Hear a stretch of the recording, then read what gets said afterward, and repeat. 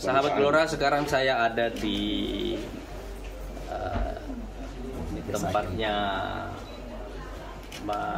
buat panggil Mas Putu Agus. Ya.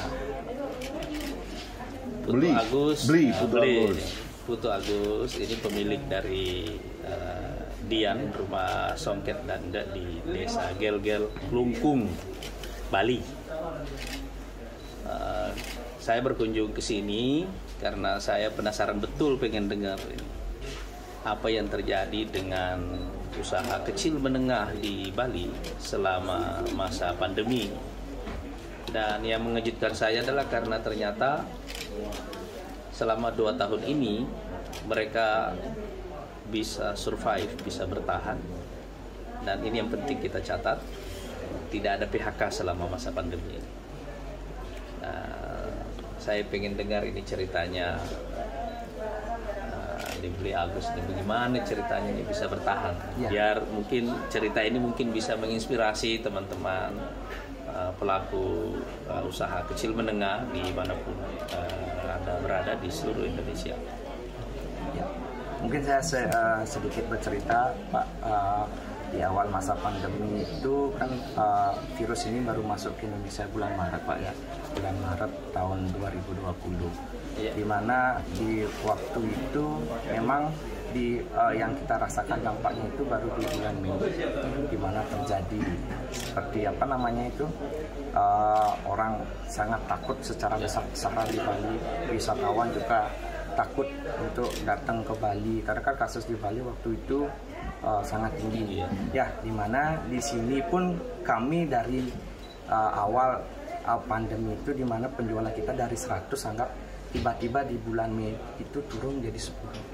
Wow. 10. Nah, di sanalah saya berpikir untuk ancang-ancang, saya bisa sampai 3 bulan aja nih untuk cash flow saya nih, 3 bulan aja untuk mempertahankan.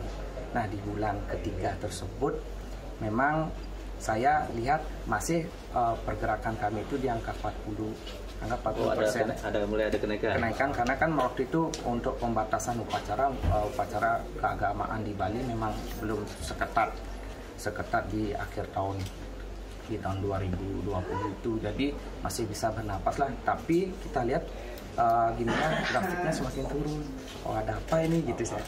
Jadi saya berpikir ancang-ancang nih, dimana kan memang sasaran konsumen kita memang di awal itu kan 60% memang untuk memenuhi pasar lokal, 35% pasar domestik, dan 5% memang pasar wisatawan asing yang berkunjung ke Bali. Jadi di sanalah saya mulai ancang-ancang gimana nih. Kuncinya sih saya optimis dulu, Pak, karena modal harus gimana biar orang-orang, kan ini bukan masalah keuntungan saja, Pak, usaha saya ini biar gimana di sini memegang teguh untuk menjaga warisan lokal turun-temurun biar tetap ada. Kalau saya berpikirnya kalau ini di-cut semua malah orang-orang bakal memang berhenti dan warisan ini mungkin bakal lambat laun bakal hilang seperti itu. Jadi saya berusaha dengan pengalaman saya dan organisasi-organisasi yang saya ikuti juga, saya di sana minta bantuan juga sama teman-teman untuk untuk bisalah membantu saya. Memang kan teman-teman kebanyakan saya di organisasi itu rata-rata kemarin itu masih bisa survive lah, Pak. Di sana jadi memang kuncinya bertahan itu sedapat mungkin tidak melakukan PHK. Ya. Nah, cerita lucunya itu, Pak, di bulan September 2020 ini saya memang sudah mau mengkat semua. Saya kumpulkan semua, saya sudah belikan sembako waktu itu, sembako, beras, telur, lengkap itu, Pak. Dramatis betul. Ya, sudah datang semua, waktu pembagian sembako semua nangis. Jadi waktu itu mau saya cut, ini mau saya berhenti, akhirnya nggak jadi, Pak. Dari sanalah saya pikir, aduh, soal tabungan pribadi aja dulu pakai lah gitu. Semampunya kita di sini. Tapi mungkin karena doa-doa mereka juga, Pak, kebesaran doa mungkin juga saya percaya itu. Jadi malah tak lihat saya malah nggak jadi merumpahkan, malah penjualan saya semakin naik. Dan saya masih ingat bahwa saya waktu itu tiba-tiba saya masih punya kontrak kerja nih sama sekolah ini. Itulah saya telepon semua, Pak, untuk bantu biar tetap ada order. Akhirnya bisa saya bertahan sampai sekarang, alhamdulillah.